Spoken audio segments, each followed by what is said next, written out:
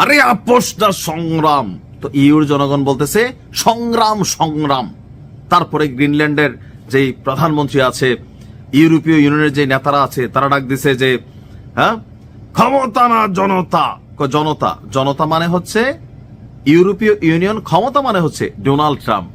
হাততালি দেন আর ভিডিওটা দেদারসে শেয়ার করেন, কারণ আমার অনেকদিন ধরে একটা ইচ্ছা ছিল। দেখেন আমি যুদ্ধ পছন্দ করি না, তবে যেই শক্তিগুলো একত্রিত হয়ে পুরো বিশ্বকে নাড়াচাড়া করছে, তারা যখন লাগবে তখন তারা অনুধাবন করতে পারবে এই লড়াই বা যুদ্ধ একটা রাষ্ট্রকে কোথায় নিয়ে যায়। খুব বেশি দিন না, অলরেডি সেনাবাহিনী পাঠাই দিছে কয়েক দেশ, আবার ট্রাম্পও প্রস্তুত করছে কয়েক ঝুঁকেঙ্গা নেই সালা। হ্যাঁ, ট্রাম্পের এই নাচটা দিছে মানে খেলা হবে।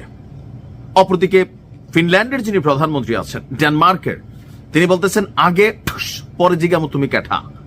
খুব জমছে খেলা, কারণ এই মুহূর্তে গ্রিনল্যান্ড দখল নিয়ে ইউরোপীয় ইউনিয়ন এবং যুক্তরাষ্ট্রের মধ্যে পাল্টাপাল্টি যুদ্ধের টোটালি প্রস্তুতি আমরা দেখছি। আর অলরেডি আপনি দেখেন, আপডেট দিলে বুঝবেন, গ্রিনল্যান্ড দখলে যুক্তরাষ্ট্রের যে আধিপত্য মেন্টালিটি, সেই মেন্টালিটি নিয়ে একত্রিত হয়েছে ইউরোপীয় ইউনিয়ন। তারা মনে করতেছে যে আমরা আমাদের মধ্যে ভেজাল থাকতেই পারে, কিন্তু আজকে গ্রিনল্যান্ডে নজর দিছে ডোনাল্ড ট্রাম্প, কালকে যে কার দেশে নজর দেয়, সুতরাং একত হাও।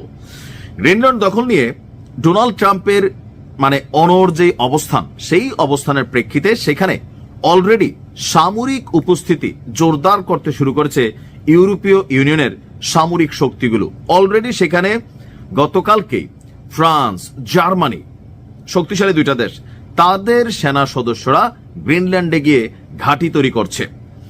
জার্মান প্রতিরক্ষা মন্ত্রণালয়ের বরাতে বলা হচ্ছে যে, রয়টার্সের নিউজ, যে একটি এয়ারবাসে করে 13 সদস্যের একটি জার্মানি নজরদারি দল গ্রিনল্যান্ডের রাজধানী নোকে পৌঁছে। অর্থাৎ আপাতত তারা সেখানে গিয়ে নজরদারি করবে কোন দিক দিয়া?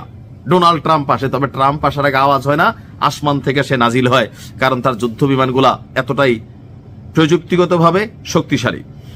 এর আগে বুধবার রাতে ডেনমার্কের যে বিমান বাহিনী, তো ডেনমার্কে আপনার বিমান বাহিনীতে এখানে আরো বিভিন্ন দেশ থেকে বেশ কিছু স্পেশাল ফোর্স তারা অবতরণ করেছে।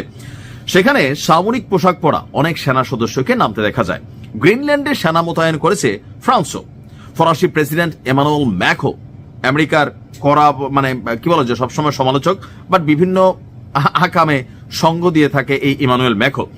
তো ম্যাক্রো তার সামাজিক যোগাযোগ মাধ্যমে বলেছে, ফ্রান্সে প্রথম সামরিক দল ইতিমধ্যে রওনা হয়েছে, আরো সেনা পাঠানো হবে। পোল্যান্ডে নিযুক্ত ফরাসি রাষ্ট্রদূত যিনি আছেন পোয়াবো, তিনি বলছেন গ্রিনল্যান্ডে মোতায়েন করা ফরাসি দলে প্রায় 15 জন পর্বত বিশেষজ্ঞ রয়েছেন। মানে এখানে কোথায় কিভাবে সেটেল করতে হবে, ঘাঁটি তৈরি করতে হবে। তার বক্তব্য, আমরা যুক্তরাষ্ট্রকে দেখাতে চাই ন্যাটো এখানে উপস্থিত। ডেনমার্কে গ্রিনল্যান্ডে ডেনমার্ক গ্রিনল্যান্ডে নজরদারি সক্ষমতা বাড়িয়েছে এবং ইউরোপীয় ইউনিয়ন পুরো অঞ্চলের নিরাপত্তা নিশ্চিত করতে কাজ শুরু করে দিয়েছে। জার্মানির গণমাধ্যম ডয়চে ভেলের বরাতে আমি যতটুকু দেখলাম যে, ডেনমার্কের অনুরোধে যুক্তরাজ্য ইতিমধ্যে একজন সেনা কর্মকর্তাকে গ্রিনল্যান্ডে পাঠিয়েছে, পাশাপাশি নরওয়ে 2 জন, সুইডেন কয়েকজন সেনা কর্মকর্তা পাঠানোর প্রস্তুতি নিচ্ছে। গ্রিনল্যান্ড সহ এই আর্কটিক অঞ্চলে যৌথ সামরিক মহড়ার প্রস্তুতির অংশ হিসাবেই এই সেনা মোতায়েন করছে ডেনমার্ক এবং তার ইউরোপীয় মিত্ররা, যা যুক্তরাষ্ট্রকে একটি স্পষ্ট বার্তা দেওয়া হচ্ছে যে তোমরা এখানে আসলে খবর আছে।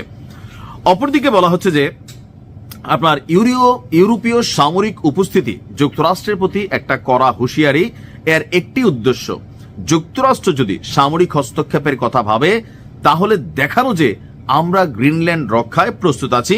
আরেকটি উদ্দেশ্য হলো নিজেদের নজরদারি উপস্থিতি শক্তিশালী করা, পাশাপাশি পারস্পরিক যে সম্পর্ক সেটাকে আরো বন্ডিংটা স্ট্রং করা। ট্রাম্প কি ভাবতেছে? ট্রাম্পের সোজা বক্তব্য, গ্রিনল্যান্ড চাই মানে চাই, সেখানে যারা বাধা দিবে তাদের বিপরীতে মার্কিন যুক্তরাষ্ট্র যুদ্ধ ঘোষণা করবে। আর মার্কিন যুক্তরাষ্ট্রের যে যুদ্ধ বিমানগুলো, তারা কাউকে দেখে সেখানে অভিযান চালাবে না, অভিযান চলবে। শুরু হোক নাকি, আমরা অনেকগুলা আপডেট পাবো। ভালো থাকুন।